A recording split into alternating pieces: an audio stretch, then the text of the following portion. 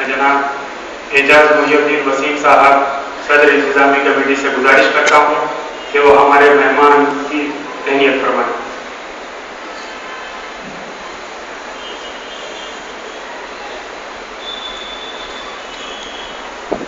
ساتھ ہی وسیم بھائی سے میں گزارش کرتا ہوں کہ وہ جناب وراثت رسول خان صاحب کی بھی تہنیت فرمائیں۔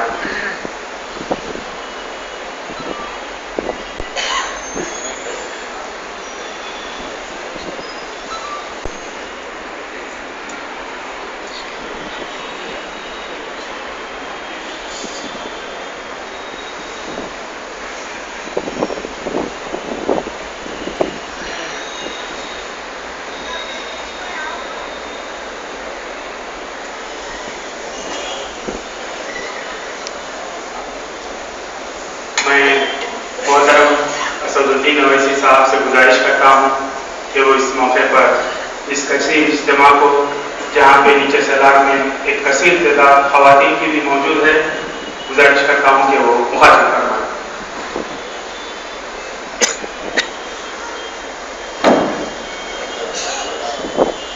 اعوذ باللہ من الشیطان الرجیم، بسم اللہ الرحمن الرحیم، السلام علیکم ورحمۃ اللہ وبرکاتہ۔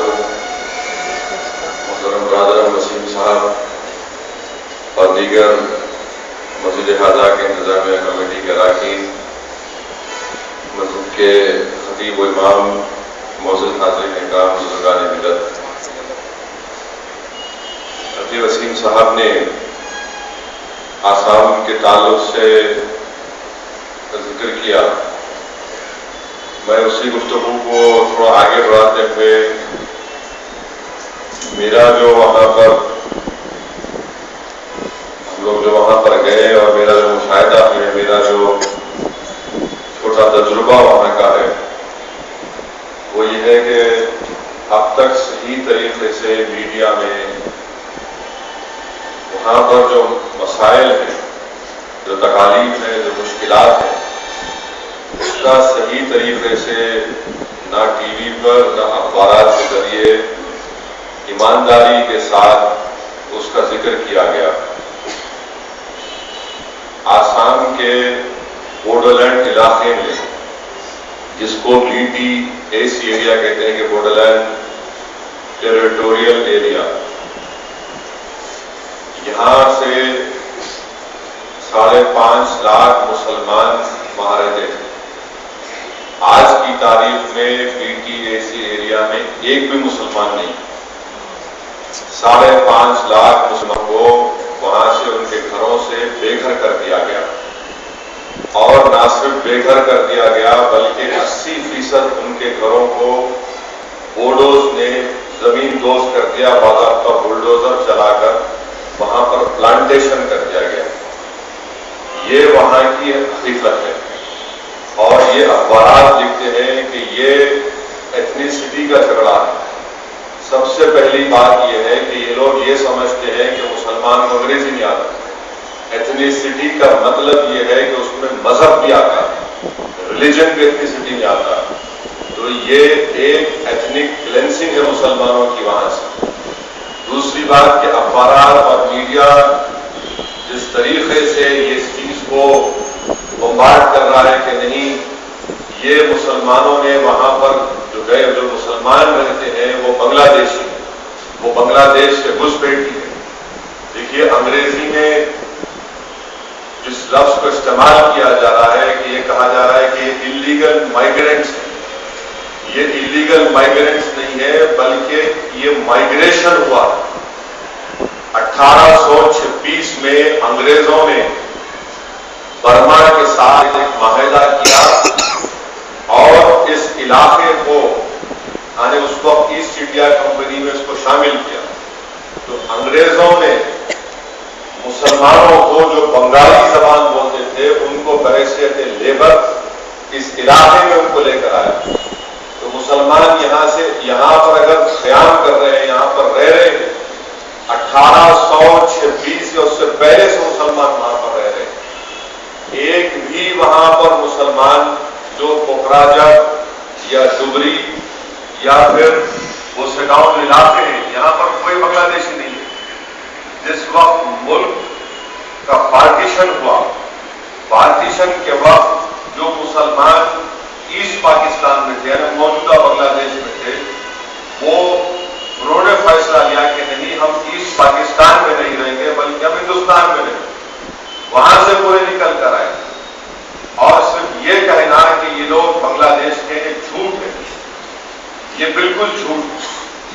تیسری بات یہ کہ کہتے ہیں کہ جھگڑا زمین ہرگز نہیں ہے۔ یہاں پر بوڈو علاقے میں بوڈو صرف 29% ہے اور دیگر جو 70% لوگ ہیں ان میں 80% مسلمان ہیں، بلکہ 85% ہیں، اور باقی لوگ جو ہے وہ آدیواسی ہیں، ہندو بنگالی ہیں، جو ہندو ہیں ہوتے اور راج بنسی ہیں۔ اور اس سے پہلے بھی 2008 میں یہی بوڈوز نے مسلمانوں پر ظلم کیا، اس وقت بھی قریب 1 لاکھ کے قریب مسلمانوں کو بے گھر کیا، پھر بعد میں واپس لے گئے۔ انہی بوڈو کی ظلم کی وجہ سے آج بھی 35,000 آدیواسی ریفیوجی کیمپ میں زندگی گزار رہے ہیں۔ یہ بوڈوز کو بی جے پی نے یہ جو سیلف ایگریمنٹ کیا گیا، یہ جموں کشمیر کا جو قانون ہے، اس قانون کو اٹھا کر ان لوگوں کو سیلف اٹانومی وہاں پر دی گئی اور ان کے پاس باضابطہ ہتھیار ہے، سیمی آٹومیٹک ویپنس ہے۔ یہ ایک ملیٹنٹ ٹیررسٹ آرگنائزیشن تھے، یہ لوگ تنظیم کی باضابطہ نام کے طور پر انہوں نے اپنے آپ کو سرنڈر کیا، مگر آج بھی ان کے پاس 500 سے زیادہ AK-47 ہے اور یہ کہتے ہیں کہ نہیں، 20 تاریخ کو مسلمانوں نے 4 بوڈوں کو، مسلمانوں کا ایک مجمع مل کر ان کو مارا، وہ بالکل صحیح، مگر اس کو صرف 20 جولائی کے واقعے کو ہم نہیں دیکھ سکتے، بلکہ 6 جولائی کو کیا ہوا، پھر اس کے بعد 16 جولائی کو کیا ہوا۔ 6 جولائی کو 2 مسلم نوجوانوں پر گولیاں ماری گئی، وہ زخمی ہوئے، پھر 16 جولائی کو 2 مسلم نوجوانوں کو گولی مار کر شہید کیا گیا، اور شہید جس طریقے سے کیا گیا کہ یہ لوگ موٹر سائیکل پر بیٹھ کر آتے، ہیلمٹ ہوتا ان کے چہروں پر اور آٹومیٹک ویپن سے گولیاں چلاتے اور بھاگ جاتے۔ 20 جولائی کا جو واقعہ ہے جس میں 4 بوڈوں کو مسلم مجمع نے نکال کر ان کو مارا اور وہ مر گئے، اس میں وہ لوگ پہلے یہ کیے کہ مسلم علاقے میں آئے اور اپنی آٹومیٹک ویپن سے ہوا میں فائرنگ کی، تو مسلمانوں کے دلوں میں تھا کہ 16 جولائی کا واقعہ یہ ہوا، پکڑ کر ان کو مارا اور مجمع بعد میں مر گئے۔ اس کو ایک واؤ بنا کر پورے کے پورے بوڈو اپنے ہتھیار نکال کر جو ظلم کیا مسلمانوں پر، وہ میں آپ کے سامنے بیان بھی نہیں کر سکتا۔ یہ پھر سے کہہ رہا ہوں کہ جھوٹ ہے کہ صرف 70 مسلمان مارے گئے۔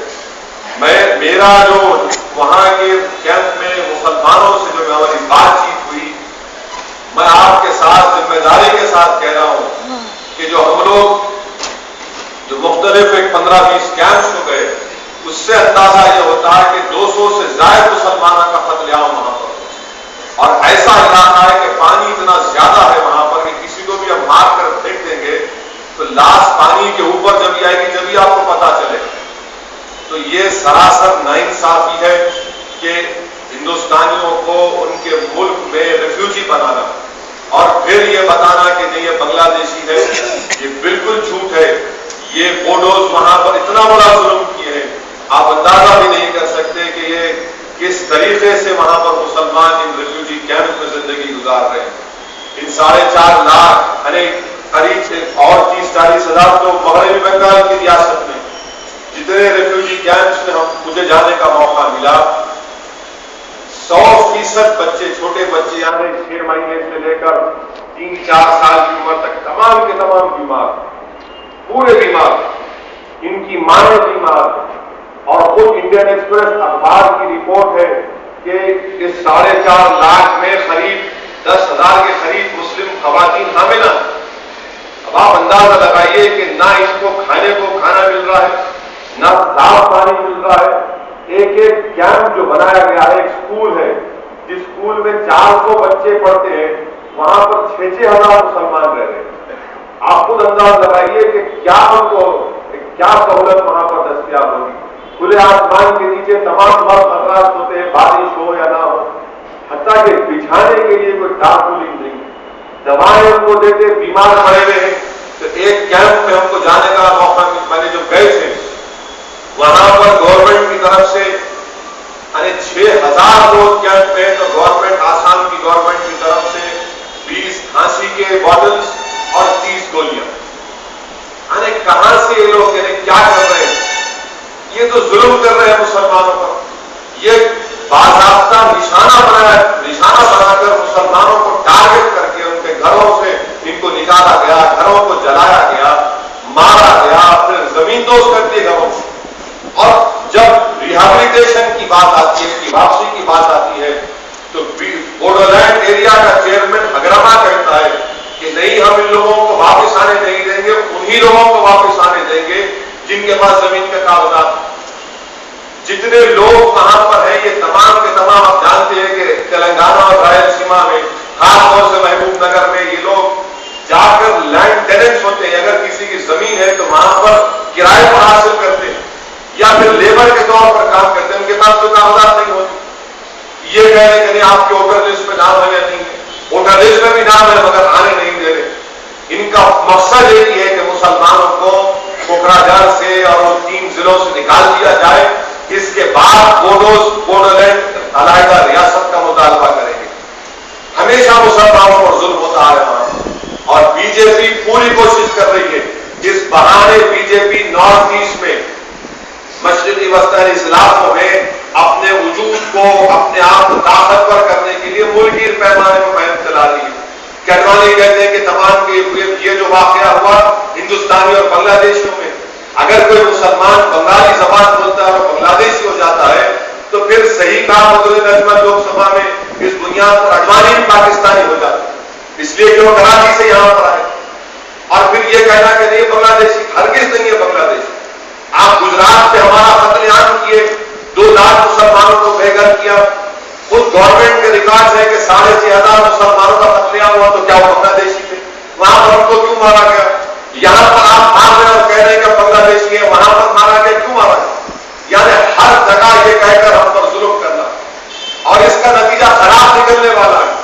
جن کیمپس میں ہم گئے وہاں پر نوجوان آ کر مجھ سے کہہ رہے تھے کہ آپ یہ تماشا کر رہے ہیں، تماشا مت کریے، یہاں سے واپس جائیے۔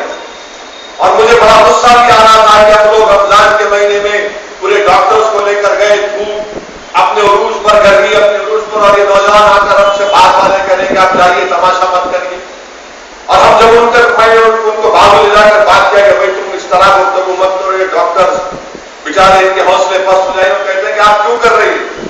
ہم کو دوائی کی ضرورت نہیں ہے، ہم کو ہتھیار کی ضرورت ہے، آپ ہم کو ہتھیار دے دیجیے، ہم جا کر مقابلہ کریں گے ان کا۔ جب یہی بات میں نے پارلیمنٹ میں رکھی کہ دیکھو اس کا نتیجہ تم کو بہت برا نکلے گا، ہندوستان میں انگریزی میں نے کہا کہ 3rd ویو آف ریڈیکلائزیشن ہوگا مسلمانوں میں، اور یہ ہو کر رہے گا۔ میں کہہ رہا ہوں اگر ان سے انصاف نہیں ہوگا، ان مسلمانوں کو ان کے گھروں کو واپس نہیں بھیجایا جائے گا، جو لوگ 4.5 لاکھ اپنے گھروں کو چھوڑ کر، جن میں ایک عدم تحفظ پیدا ہو چکا، نفسیاتی طور پر وہ خوف میں آ چکے، تو ایسے وقت میں تو یہ کوئی بھی ہندوستان کے خلاف کوئی بھی شخص ہوگا وہ تو ہاتھ میں کھلونا بن جائیں گے، کھلونا بن جائیں گے۔ کوئی بھی آج ہم سے کہے گا یہ لو ہتھیار، یہ تم میں کے 47 دے رہا ہوں، میں تم کو یہ دے رہا ہوں، جاؤ جا کے اپنا بدلا دو۔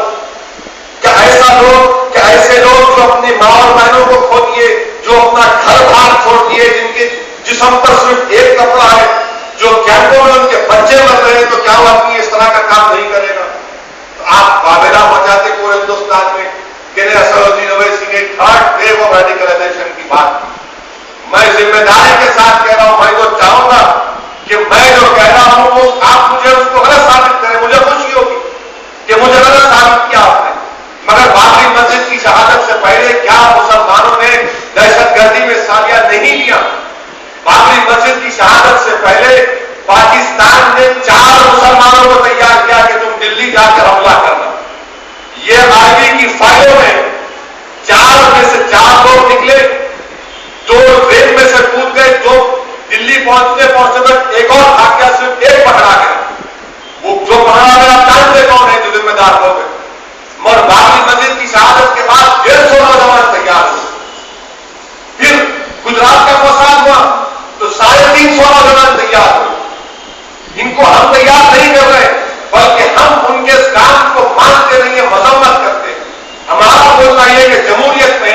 ہم جمہوریت میں رہ کر اس میں حصہ لے کر مسلمانوں کے حق کے لیے لڑیں گے، مگر یہ لوگ اگر وہ راستہ چن لیں گے تو ذمہ داری کس کی ہے؟ اور یہی کام ہونے جا رہا ہے وہاں پر. مگر نہیں، آپ ریڈیکلائزیشن کی بات کیے، یقیناً ریڈیکلائزیشن کی بات کیا ہو. اور میں نے جو ہے بات کہی قومی اقلیتی کمیشن کے رکن اور پلاننگ کمیشن کی ممبر سیدہ حامدہ نے رپورٹ دی. کیا رپورٹ دی کہ ان کیمپس میں جو مسلمان رہ رہے ہیں اگر ان کا ریہیبلیٹیشن نہیں ہوگا تو یہ ملیٹنٹ بن جائیں گے، ملیٹنٹ بن جائیں گے. لفظ سے ملیٹنٹ کا استعمال ہوا ہوا. عزیزان ملت، یہ وہاں کے حالات. بنگلہ دیشی کہہ کر ہم کو مارا جا رہا ہے، بنگلہ دیشی کہہ کر ہم کو لوٹا جا رہا ہے. یہ ہرگز اس چیز کو ہم برداشت نہیں کر سکتے. اور کانگریس ایک بہت بڑا کھیل کھیل رہی ہے.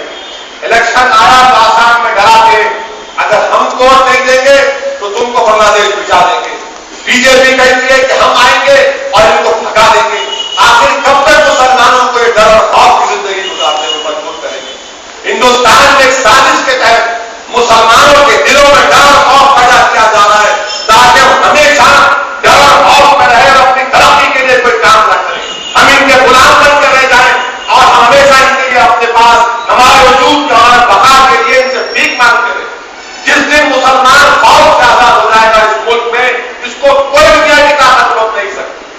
اسی لیے میں آپ سے کہہ رہا ہوں کہ اس کا مقابلہ کرنا ہے، جمہوری انداز میں کرنا ہے. میں نہیں چاہتا کہ مسلمان ریڈیکلائز ہو جائیں، میں نہیں چاہتا کہ مسلمان ہتھیار اٹھائیں، مگر اگر حکومت پورا ماحول بنا کر پیش کر رہی ہے تو پھر آپ اور ہم کیا کر سکتے ہیں؟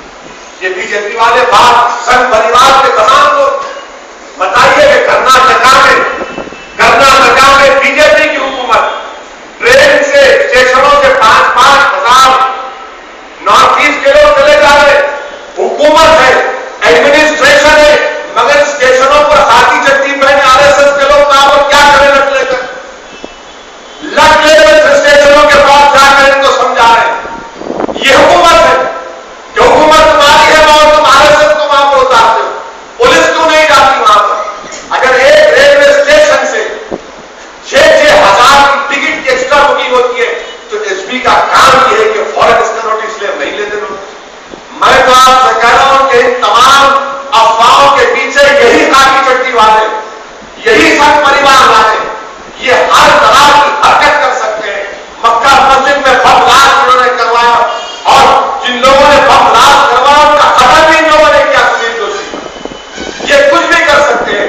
آج پھر سے بی جے پی اپنے اصل پروگرام کو لے کر آگے بڑھ رہی ہے اور پورے ملک میں وہی فرقہ پرستی کے ماحول کو پیدا کر رہی ہے. یار ہم کو ان چیزوں پر غور کرنے کی ضرورت ہے، ایک لاہعمل تیار کرنے کی ضرورت ہے. اور مجلس اتحاد المسلمین ہم ڈاکٹرز کو لے کر گئے، دوائیں لے کر گئے 20 لاکھ کی. یہ میرا اس پر بات ختم نہیں ہونے والی. انشاءاللہ ہم اور بھی کام کریں گے تاکہ ان کیمپس میں آج ضرورت کیا ہے؟ ان کیمپس میں بچوں کے فوڈ کی ضرورت ہے، فیرکس یا سیرلاک کے ڈبوں کی ضرورت ہے، وہ دواؤں کی ضرورت ہے جس سے عورتوں کو طاقت دے سکتے. یاد رکھیے بچے مرنا شروع ہوں گے، پھر ان کی مائیں بنیں گی اور پھر اس کے بعد مرد حضرات بیمار پڑتے جائیں گے. ان کو کوئی نہیں بچا سکتا. ہمارے ڈاکٹر جتنے وہاں کے ڈاکٹر سب کہہ رہے تھے کہ تمام کے تمام بہت زیادہ بیمار ہو چکے ہیں. یہ حالات وہاں پر آج پوری مسلم قوم کو کھڑے ہونا پڑے گا، اس کے خلاف احتجاج کرنا پڑے گا اور ہم کو کچھ لاہعمل بنانا پڑے گا.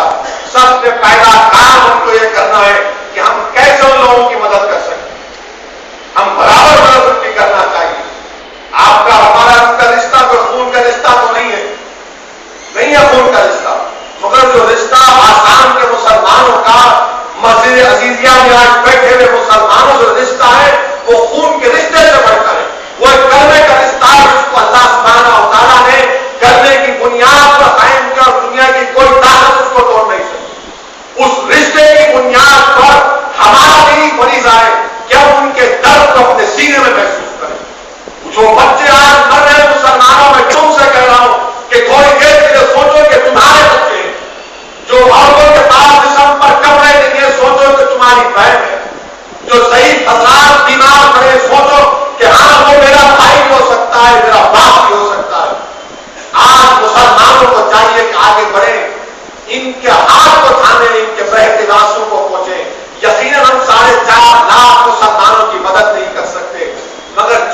ہم کر سکتے ہیں ہم کو کرنے کی ضرورت ہے اور کھل کر ہم کو کہنا پڑے گا.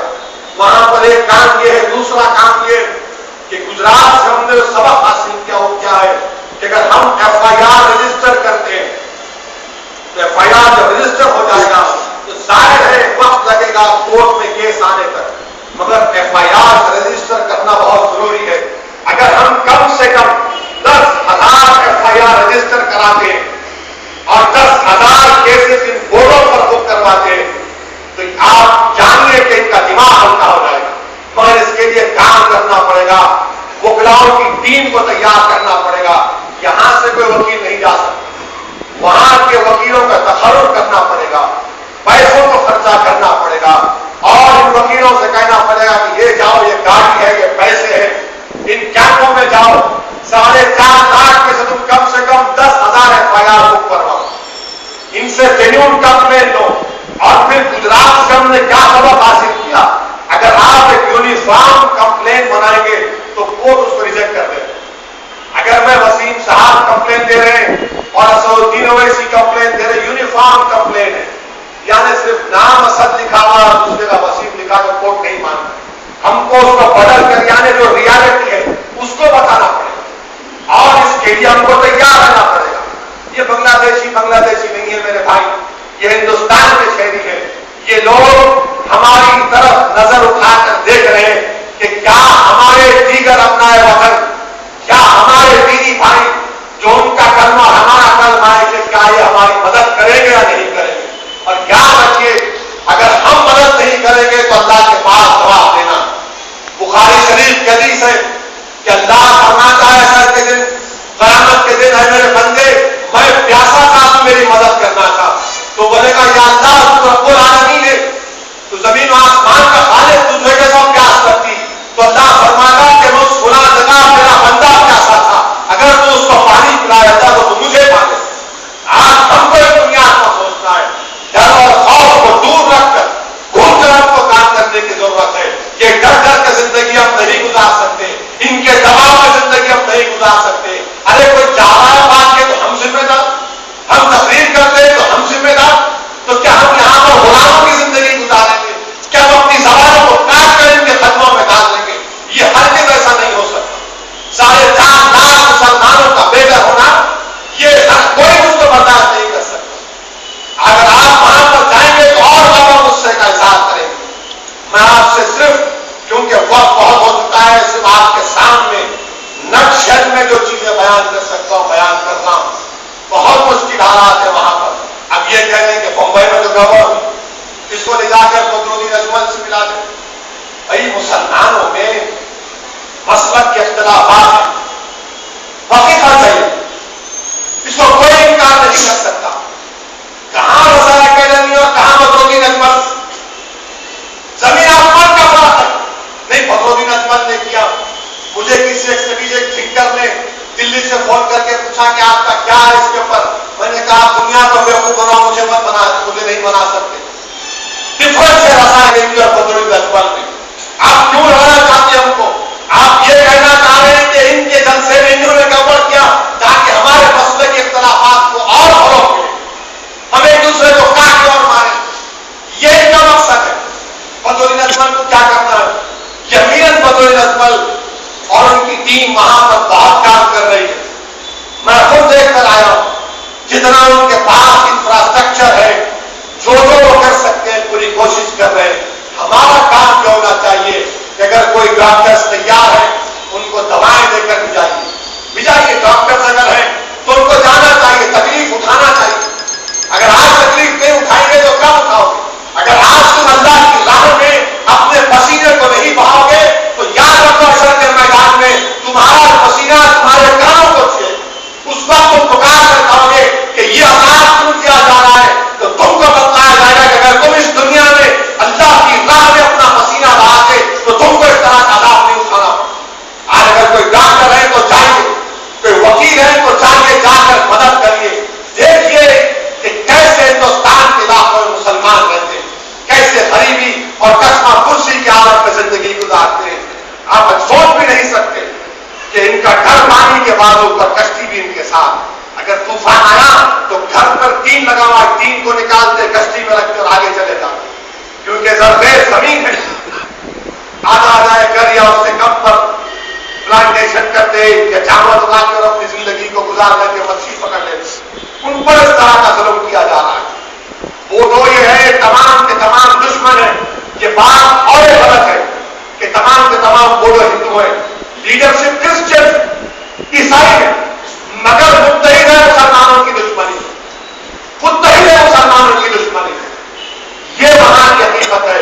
اسی لیے اگر آپ مدد نہیں کر سکتے میرے عزیز دوستوں، میں آپ سے دبل گزارش کروں گا کہ ہمارے پاس جو اللہ کا دیا ہوا ہتھیار وہ اپنے دونوں ہاتھوں کو اٹھا کر اللہ کی بارگاہ میں دعا کریں، وہ یہ ہتھیار ہے ہمارا ہاتھ، دعا کریے اللہ کی بارگاہ میں، کیونکہ ہم کو امید نہیں ہے، نہ امید رکھنی چاہیے ان حکومت میں، ان ارباب مجاز سے ہم کو اگر امید رکھنی چاہیے تو اللہ سے، اللہ ہمارے لیے کافی ہے۔ اگر اللہ حاضر ہوگا، رب العالمین کن فیکون فرما دے گا تو خیر تو ان کو مدد آئے گی، اور ہم جب مسلمان اپنے آپ کو کہتے ہیں تو ہمارا فریضہ یہ ہے کہ ہم دوڑیں ان کا ہاتھ تھامیں، ورنہ وہ لوگ بہت دور نکل جائیں گے ہمارے ہاتھ سے۔ ان لوگوں کو فرق نہیں پڑتا، یہ تو چاہتے ہیں کہ مسلمان جمہوریت کے لڑائی جو ہے جمہوریت سے باہر چلی جائے، یہ چاہتی ہے بی جے پی۔ 2 دن پہلے معلوم ہوا کہ حیدرآباد میں مادھا پور میں